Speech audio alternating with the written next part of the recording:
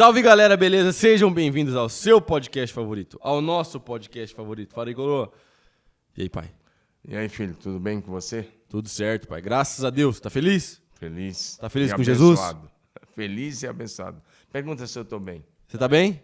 Bem, eu estava ontem. Hoje eu estou ótimo. Amanhã eu vou estar excelente. Depois vou estar andando no sobrenatural. E por último vou surfar na nuvem da glória. Incrível, maravilhoso, excelente, muito Essa bom. maneira de falar, né? Se você não é inscrito no canal, se inscreva, deixa o like, porque o like nos ajuda a... Tem alguém me ligando aqui, mas eu não vou atender, porque agora é a hora do podcast. Se você não é inscrito no canal, deixa o like, porque o like nos ajuda e faz com que o vídeo chegue para mais pessoas parecidas com você. Então não deixe de dar o seu like, se inscrever no canal e comenta no YouTube pra gente te mandar um salve. Não é verdade? Se você tá ouvindo no Spotify, manda no WhatsApp pra todo mundo. Pra quem o Pastor Domingos vai mandar um salve hoje? Pastor Marcelo Tosca, meu brother de Araçatuba. A gente caminha junto já há 10 anos. Foi 10 anos agora mais que a gente está caminhando junto como amigos, como irmão, como parceiro.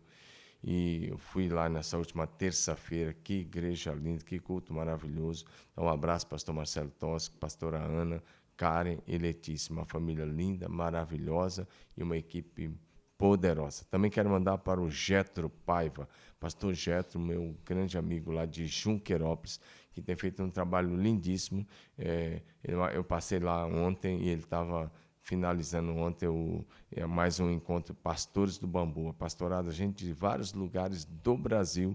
Ele recebe lá em Junquerópolis e eles vão lá para o sítio dele, tem um bambuzal muito legal. E os pastores ficam lá o dia todo orando e recebendo a palavra. Pastor Getro, você é uma fonte de inspiração. Você me inspira muito. Forte abraço. Massa demais. Mais. Pastor Jeto é meu parceiro, pastor Marcelo, família do pastor Marcelo, amo todo mundo. Já que você falou do pastor Marcelo, um salve pro Giovanni, meu parceiro, meu brother. Gi, Deus abençoe, tamo junto, a gente se fala aí quase toda semana. Giovanni, meu amigão, tá voando lá também, liderando a juventude, igual eu faço aqui. E ele tá indo... Mano, o Giovanni faz um trabalho maravilhoso, tamo junto demais. E como eu falei do pastor Getro, estava esquecendo, pastor Getro, né? A sua esposa, Esther. E a sua filhinha, a Esther. Então, essa família é simplesmente maravilhosa. Getro, Leia e Esther. Deus abençoe. Forte abraço. Muita gente pergunta pra mim qual é o meu processo criativo, como eu faço para escrever o sermão, de onde vem a inspiração para escrever o meu sermão. Mas o meu sermão é muito simples. O que a gente vai conversar nesse podcast é como é o processo criativo, bastidores, como o pastor Domingos escreve o sermão, até porque domingo a gente teve um sermão incrível, muito massa, muito maneiro. Assista, já está no YouTube e feedback 100% positivo. Ontem eu fui em 2 células e nas 2 células o pessoal estava falando bastante a respeito da pregação de domingo. Conversei com mais algumas pessoas essa semana, o pessoal também, todo mundo falando que a mensagem foi cirúrgica, pontual para uma mudança de mentalidade. Então o pessoal quer saber, pastor Domingos, o pessoal quer saber como é que chega num sermão como aquele de domingo. Você quer que eu fale sério ou que eu faça uma brincadeira? Os dois. Não vou brincar não, tá? Primeiro, vida de oração, comunhão com o Espírito Santo. Você não pega um sermão assim. Aqui no nosso ministério, na igreja evangélica de modo geral, os pastores precisam orar, ler Bíblia, ler bons livros, estar bem informado e ouvir também boas pregações na medida do possível do seu tempo. O sermão nasce muitas vezes, primeiro, da vida de oração. E também junto com a leitura da Bíblia. Eu vou lendo a Bíblia e vai brotando as ideias. Tipo no seu devocional. Sim, na hora da devocional. Uhum. Então, eu estou lendo lá meu compromisso de leitura da Bíblia. E aí, enquanto eu estou lendo, eu estou com a caneta, com marca-texto. O texto vai me falando no coração. Eu vou marcando, anoto do lado. Às vezes, anoto na própria Bíblia, no rodapé. Mas tem gente que tem dó de marcar a Bíblia, pai. Como é que faz? Não é pecado marcar, não. Pecado é não ler. É isso aí. Pecado é não ler a Bíblia e não aprender a Bíblia. Então, o que acontece? Esse sermão mesmo, que realmente foi uma bênção muito grande, você pega uma ideia. Às vezes você está fazendo uma visita, às vezes você está conversando, às vezes você está falando, alguém fala uma coisa, opa, você tem que pegar o iPad, por isso que eu carrego sempre o iPad, e já anota. Por exemplo, eu vou pregar, não sei, nesse próximo domingo, sobre comunhão. Certo. Aí eu anoto o tema lá, comunhão. E eu anotei o tema, o poder da comunhão. Massa. Anotei o tema, mas eu não tenho ainda os textos, eu não tenho o esqueleto. Aí eu vou orar, eu vou pedir o Espírito Santo, tudo é na dependência do Espírito Santo. Eu procuro evitar os comentários ultimamente, há muito tempo eu tenho evitado os comentários, Certo. a não ser quando eu vou fazer uma exposição do texto. Para quem não sabe, o que é um comentário bíblico? São os comentários que... Você tem os mais diferentes comentários. Você tem alguns comentários mais pastorais, mas você tem comentário versículo por versículo, né? Você tem alguns comentários que o cara já comenta a partir do grego ou a partir do hebraico, ele dá o sentido etimológico da palavra e os termos. Basicamente, o comentário, então, é um livro que o pessoal pegou o texto e interpretou esse texto e comenta algo em cima daquele versículo, daquele conglomerado de texto. Ou fez uma exegese, não é bem uma interpretação, mas uma exegese, boa parte dos comentários, e eles vão para isso. Eu não fico preso a essas coisas. Certo. Eu procuro ouvir o Espírito de Deus e eu procuro evitar também muitos livros quando eu estou fazendo sermão. Eu Antes de você ficar continuar, só na dependência do Espírito Santo e na palavra. Antes de você continuar, posso fazer um comentário polêmico e depois a gente já volta? Sim. Pessoal, principalmente o pessoal que tem essa tendência mais reformada calvinista, eles falam assim: o melhor tipo de sermão, o sermão que tem que ser pregado na igreja, sempre tem que ser o sermão expositivo.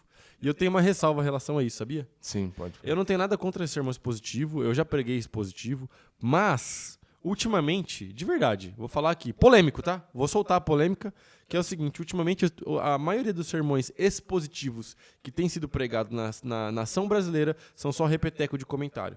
Com todo respeito. Para quem não teve contato com o comentário, talvez é massa, mas não é nada absurdo. O cara leu o comentário e tá expondo muito mais o comentário do que o texto. E aí você perde a inspiração, que é um bom sermão. Você concorda comigo? 100%.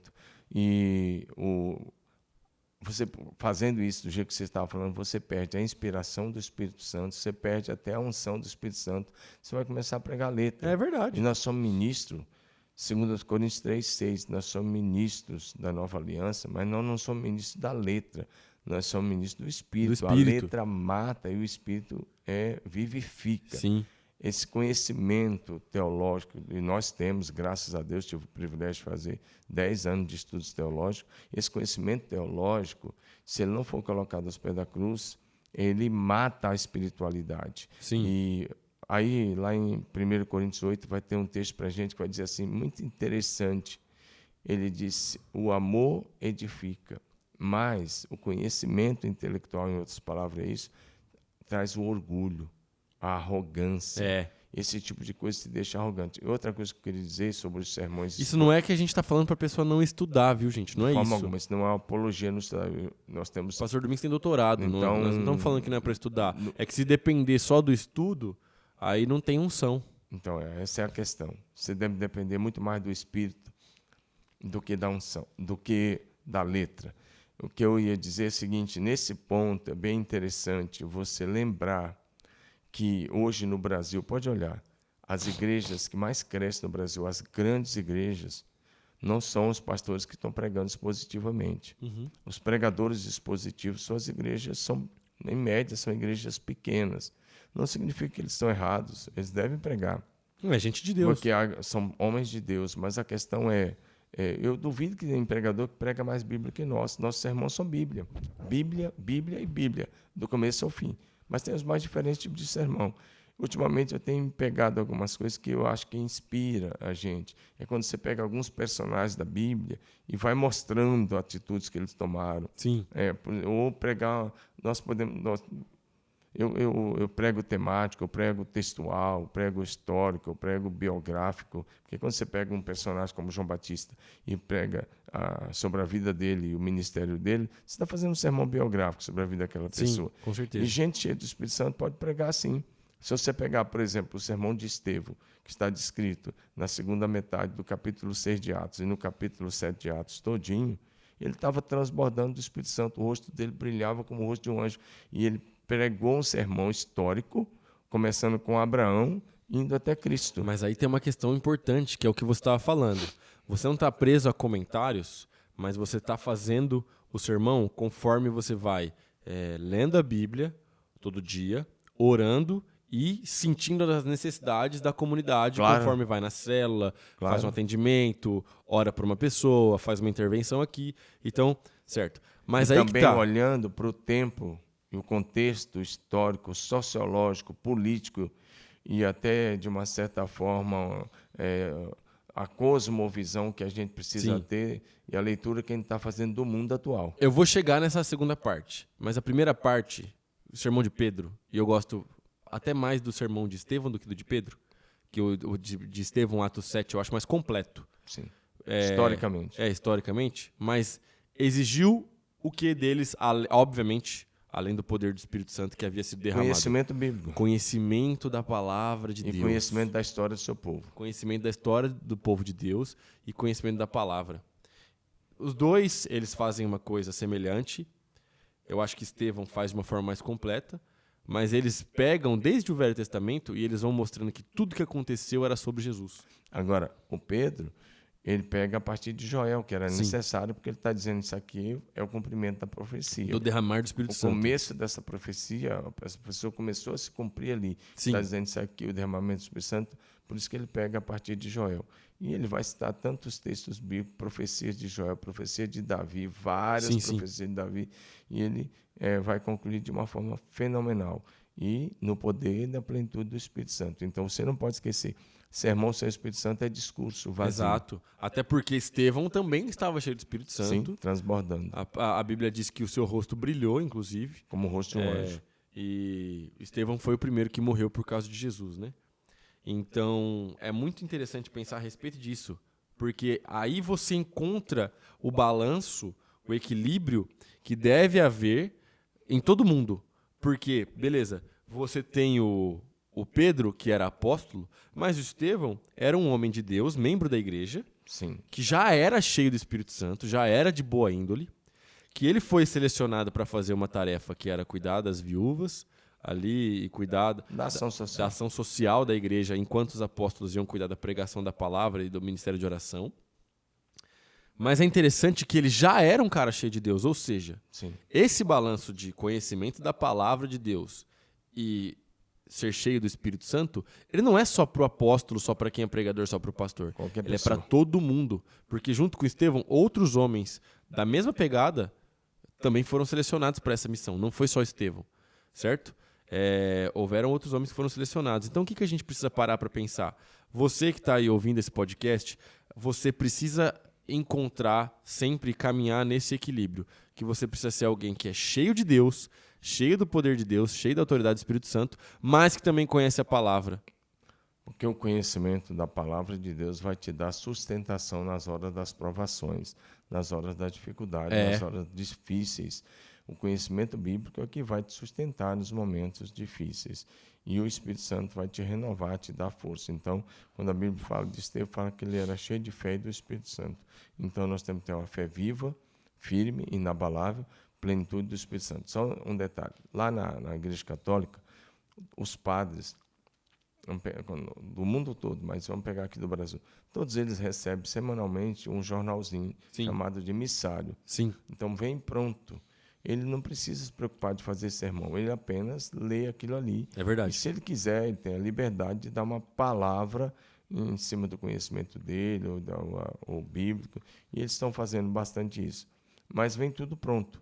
Um pastor na nossa denominação e em outras denominações sérias não recebe nada disso pronto. Sim. Não recebe absolutamente nada. Ele tem que ir para o joelho, ele tem que orar, ele tem que depender do Espírito Santo. E toda semana, e toda semana tem que ter preparo, é claro. Toda semana a gente tem, por exemplo, se você perguntar, seu sermão de domingo está pronto?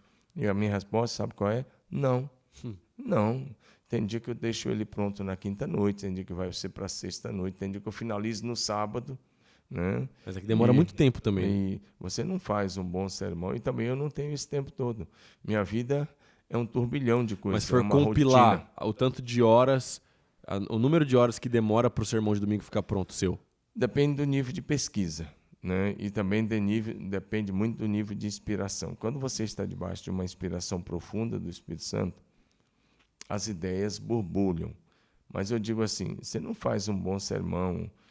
Eu digo que um bom sermão, que você começa a trabalhar ele na segunda e vai trabalhando, é de 8 a 12 horas. Você não vai fazer isso menos de 8 horas, dizer que vai ficar prontinho, você vai sentar lá e tanto.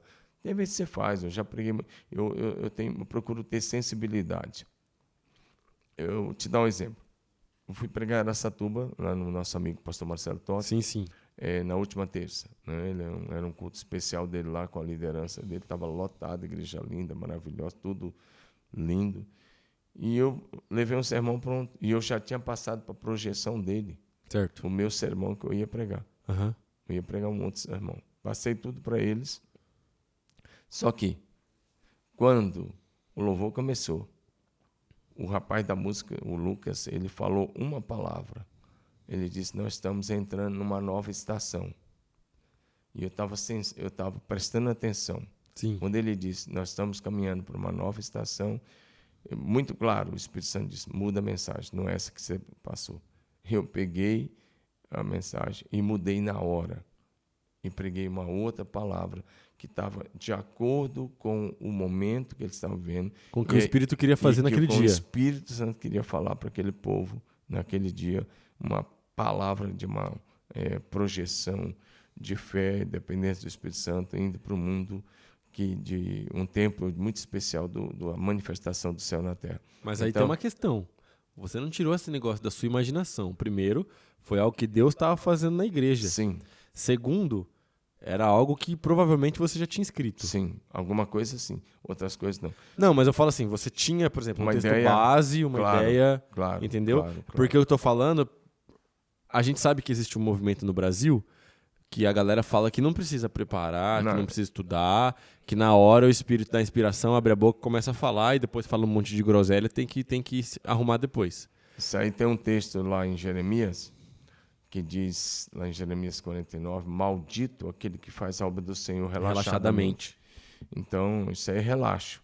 A gente tem que se preparar como se tudo dependesse de nós e orar como se tudo dependesse do Espírito Santo. Sim. Mas também, um pregador ele tem que se mover com a nuvem. Sim. Você entrou no culto, você tem que mover com o vento. Você tem que perceber para onde que o vento do Espírito Santo está soprando. Total. Porque você ir pregar contra o vento do Espírito, pregar fora do mover da nuvem, você tem que estar sensível onde que a nuvem está indo. Concordo. E nós não temos que andar na poeira da nuvem, mas debaixo da nuvem. Eu não estou no nível do pastor Domingos. A glória de Deus. Se você se move com a nuvem, com o vento do Espírito, tudo dá certo. Eu não estou no nível do pastor Domingos, preciso comer muito feijão ainda, mas eu tive uma experiência semelhante, em nome de Jesus. Preciso de oração e muito jejum, mas...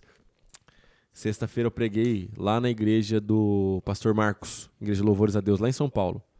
Sabe? Sim. Igreja muito região massa. De Guaianazes. Não. São José. Cidade Tiradentes. Cidade Tiradentes. Mas é aquela região Zona Norte. Zona Leste. Zona Norte, lá, já preguei lá. A Zona Norte? É. Bom, enfim, Cidade Tiradentes, São Paulo, capital. Preguei lá, igreja muito massa.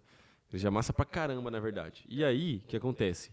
Eu fui pra lá pensando... Maior Coab da América Latina. Maior Coab da América Latina. E o pastor lá dentro faz um trabalho absurdo. Nosso legal. amigo, pastor Marcos. Muito da hora. Linda, maravilhosa. Salve, pastor Marcos.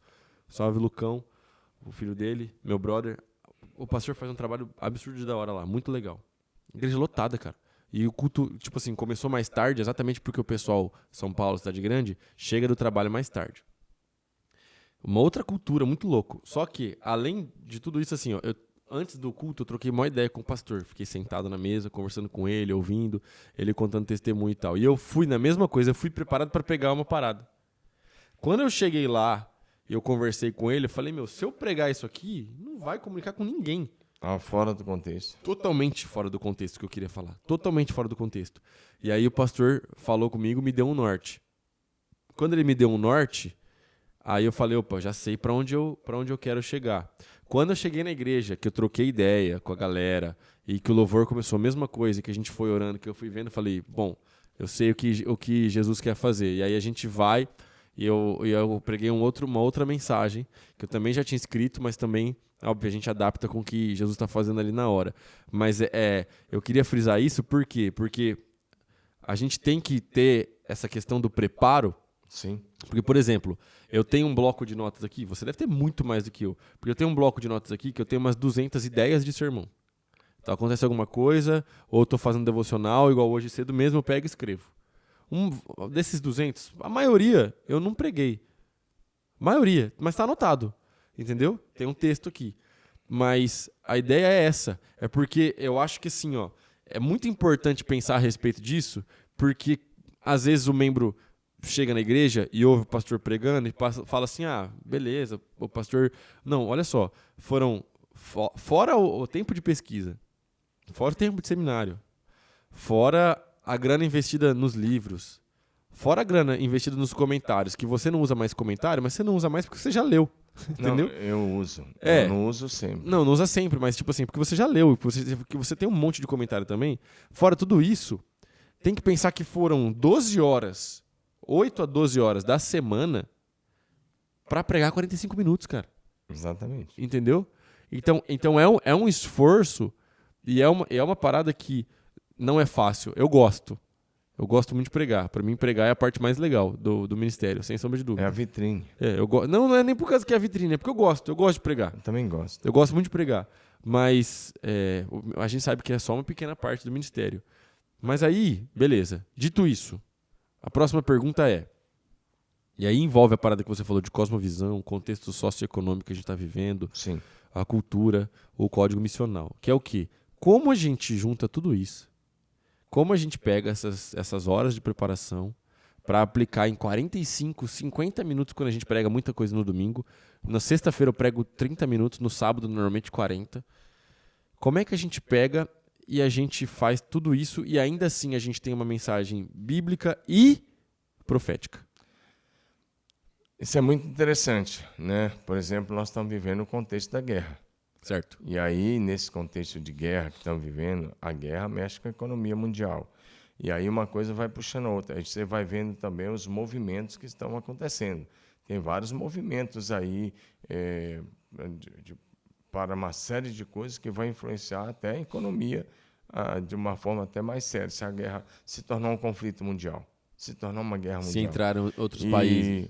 E aí entra os profetas do caos, começam a dizer não é o fim, porque agora vai acabar tudo mesmo, vai ter bomba atômica, Jesus está voltando, enfim, a igreja.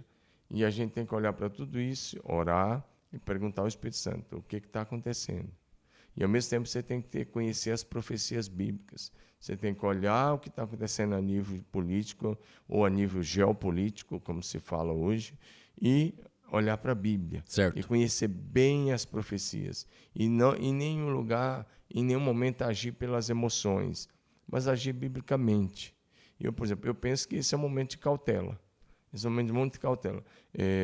Porque a gente ficar fazendo, dar lugar a sensacionalismo, dar lugar a espírito mentiroso, dar lugar a engano. A gente não pode fechar os olhos para o que está acontecendo. Certo. A gente tem que saber também que todos os impérios vieram e foram. Eles têm um prazo de validade. Os grandes impérios já foram, inclusive o Império Soviético. Agora, se o atual ditador de lá, o presidente, como chama, é um ditador que está há 20 anos no poder, se ele quer voltar a formar a antiga União Soviética, não tem um conflito a nível mundial. Com certeza. De proporção mundial.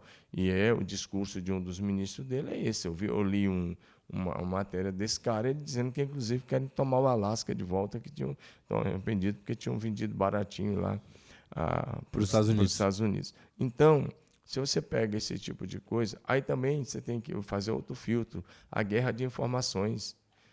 Tem mentira de ambos os lados. Tem fake news do lado da Rússia, tem fake news do lado da Ucrânia. Aí, se você não tiver cuidado, você começa a ficar meio histérico. Mas, por outro lado, como eu estava falando que todos os impérios têm prazo de validade, como um dos últimos que caiu foi o Império Soviético, os Estados Unidos têm assumido essa direção aí a nível bélico, a nível de potência. A moeda que tem sido usada tem sido o dólar, mas já tem um movimento nascido na Ásia para que o dólar não seja mais a moeda das principais transações comerciais dele. Eles já estão ganhando aliados ali no Oriente Médio. Inclusive pegaram país como a Arábia Saudita, que era aliada dos Estados Unidos. Já estão querendo mudar uma outra moeda. Eu nem vou falar aqui, porque eu não vou ficar... Senão você vai falar, opa, você está falando... Mas a gente sabe que se isso acontecer, é porque também o período americano está chegando ao fim. Na verdade, os Estados Unidos, a Rússia, eles não se tornaram nem impérios, né? Não chegaram nem ao nível de império, na real. O soviético pode ser chamado, né? Império Soviético, que era muitas nações, conglomerado de nações que a Rússia invadiu, dominou e impôs o comunismo. Mas agora nós não estamos mais vivendo em período de colonialismo. Agora, no meio de tudo isso, o que pregar? Que o nosso assunto aqui hoje é pregação. Quando você olha para isso, quando você olha para a igreja perseguida na Coreia do Norte, Afeganistão, Paquistão, China e outros lugares no Oriente Médio, certo. O que pregar? Primeiro, a mensagem do Evangelho não pode ser negociada. Os valores são os mesmos, os princípios são os mesmos, a palavra de Deus é a mesma. Não adianta eu chegar na igreja e falar desse tipo de coisa. Eles já estão sabendo. As redes de televisão, a semana toda, estão massificando isso na cabeça deles. Eu tenho que chegar e pregar a Bíblia. Eu tenho que chegar e falar de esperança. Eu tenho que falar de fé. Eu tenho que falar de uma visão vitoriosa. Eu tenho que falar do que Jesus vai fazer. Nós não somos profeta do caos. Por mais que o mundo esteja vivendo de conflito, mês que vem aí um conflito, vamos imaginar, a pior das hipóteses, mês que venha um conflito mundial e uma crise financeira mundial. A igreja já passou por tudo isso. Amém. A igreja já atravessou várias guerras. Amém. A igreja atravessou o colapso econômico de 1929, com a falência da Bolsa de Nova York e do mundo todo. A igreja atravessou. A igreja vai atravessar. Vai. Então, como pastores, nós temos a responsabilidade de pregar o amor, pregar a esperança, pregar a fé e pregar o evangelho com uma visão vitoriosa, não com a visão escapista. Total. Não com a visão de derrota. Não dizer assim, está pior, está feio e vai ficar pior. Misericórdia. Eu nunca vou dizer isso. Sim. Até meu último fôlego de vida eu vou estar pregando fé, esperança, encorajamento, visão, motivação. Vou estar declarando que o Senhor Jesus está no controle da história e de todas as coisas. E é isso que temos que pregar para o povo nesse tempo. E não negociar nenhum princípio, nenhum valor da eterna palavra de Deus. Até porque assim, o problema de abrir uma concessão, tem até um livro que fala isso, do Benny Libscher, que é do Benny Libscher ou do Chris Vallotton, não lembro agora, chama Cultura do Avivamento. É do Chris. É do Chris, né? Que ele fala sobre as concessões. Ele fala assim, quando você abre uma concessão de algo que é um princípio do reino, ou seja, você abre uma porta, digamos assim, você vai começar a abrir outras portas. E aí, quando você vê, você já negociou um monte de coisa da palavra que não era para ter sido negociado. Esse livro é muito legal, inclusive. Então, eu tenho ele. Vale a pena. A gente leu como equipe ele, se não me engano, em 2017, 2018. Vale a pena demais ler esse livro. Mas Cultura do Avivamento. Cultura do Avivamento. Mas o que é legal é a respeito disso. É que os princípios permanecem. Então, eu acho que a gente tem que entender isso. E outra coisa também, entender os conflitos do local onde a gente está inserido. Porque, por exemplo, meu pai falou a respeito de um conflito a nível global. Beleza, a nível global é uma coisa. Mas, por exemplo, até pouco tempo atrás eu liderava somente os adolescentes. Agora eu lidero os adolescentes e os jovens. Lidero a juventude como um todo. Beleza. Essa semana, amanhã, esse podcast está indo ao ar sexta-feira. Amanhã, a gente vai começar uma série nova de mensagens. Uma série nova de mensagens que vai ser comunicadas para as crianças no PIB Kids, para os adolescentes e para os jovens, certo?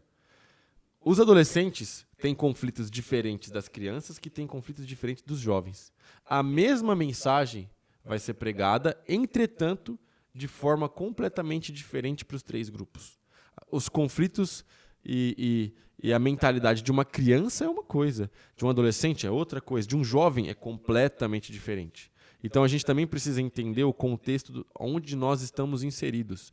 Eu estava conversando com o Giovanni, e ele estava me expondo algumas questões dos adolescentes dele lá, e eu falei, olha, os meus adolescentes aqui em Marília têm um perfil completamente diferente dos seus adolescentes de Araçatuba, é outra vibe. Então a gente comunica coisas diferentes, mas a mensagem é a mesma. E é isso que é maravilhoso da palavra de Deus. É entender o lugar onde você está inserido, entender os conflitos das pessoas que estão ali na tua igreja, se você é um pastor, e se você é um líder de célula, entender o contexto da galera da tua célula, sabe? A gente consome, eu gosto de consumir, de ouvir um monte de pastor gringo. Por quê? Porque eu gosto de ouvir inglês, para não ficar com o inglês enferrujado, e eu gosto da maneira como os caras se comunicam. Mas não adianta eu achar que eu vou pegar as ferramentas dos caras lá dos gringos e aplicar aqui em Marília, 014, interior de São Paulo, pai. Porque não vai. O contexto é outro. Não vai. Os caras estão nos Estados Unidos, entendeu? Os caras estão morando na Califórnia. Os caras estão vivendo outra realidade. Nós estamos no estado de São Paulo, outro contexto econômico. Não adianta eu querer importar um monte de ferramenta e tentar comunicar isso para minha igreja. É isso aí que está acontecendo já há muitos anos. As pessoas boa parte dos pregadores pararam de fazer sermões. O que eles fazem? Ou eles pegam um livro e eles Faz uma série em cima do livro. Prega aquele livro todinho. Muitos pastores fizeram com o Kryptonita do John Bevere. Sim. Foi uma boa série. Vários pastores fizeram. Não, eu já fiz série de livro.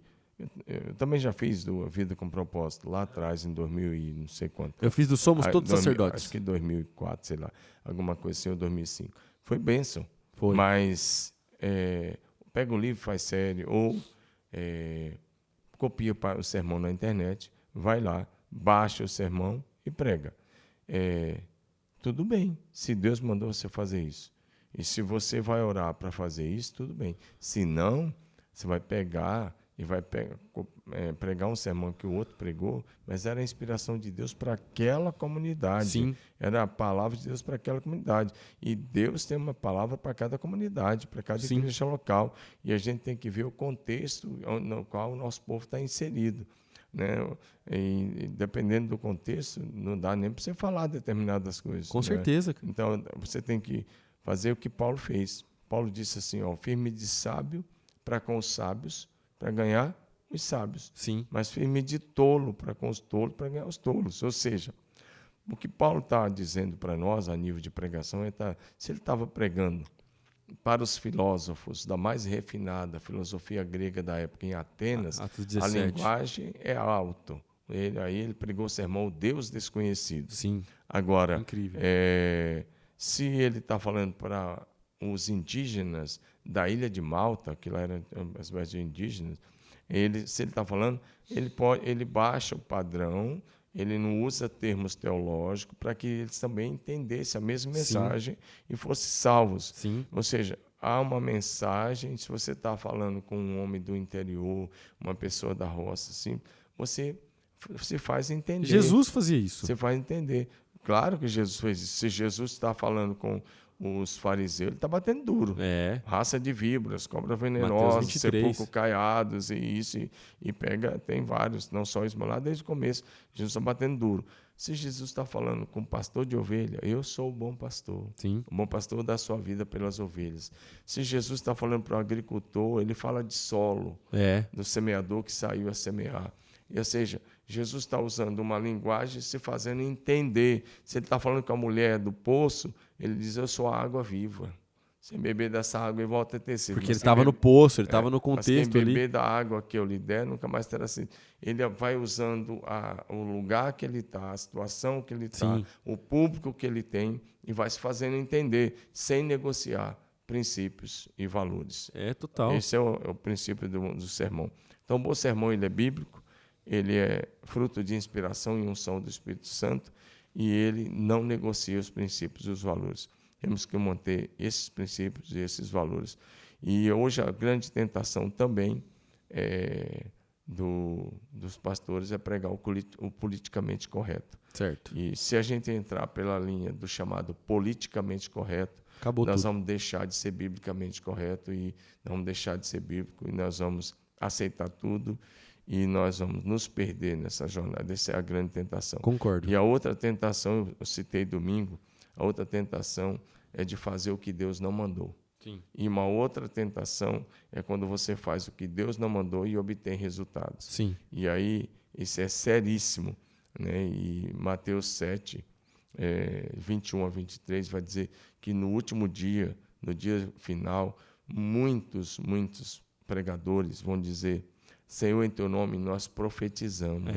Esse texto Em é teu tenso. nome nós expulsamos muitos demônios. Esse texto Em pega. teu nome nós fizemos muitos milagres. E ele vai dizer, apartai ou afastai-vos de mim. Vocês praticaram a iniquidade, vocês viveram fora.